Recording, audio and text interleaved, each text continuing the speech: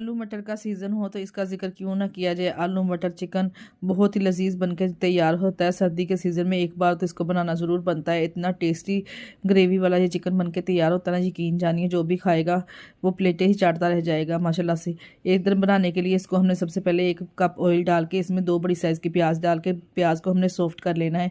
साथ में इसमें 2 बड़ी साइज़ के टमाटर भी डाल के साथ में 6 से 7 हमने सब्ज़ मिर्चें इसमें शामिल कर देनी है। जब प्याज अच्छे से सॉफ्ट हो जाए तो हमने इसको निकाल के इसका पेस्ट बना लेना है। आधा कप दही डाल के इधर हमने 1 किलो चिकन लिया है। चिकन को हमने 5 मिनट तक फ्राई करना है। साथ में इसमें खड़े मसाले ऐड करके 1 टेबल स्पून के बराबर यहाँ पे मैं खड़े मसाले ऐड करके इसको अच्छे से इसको भून लेंगे 5 मिनट के लिए। साथ में अदरक लहसुन का 1 टेबल स्पून शामिल करके अच्छे से इसकी बुनाई कर लेंगे।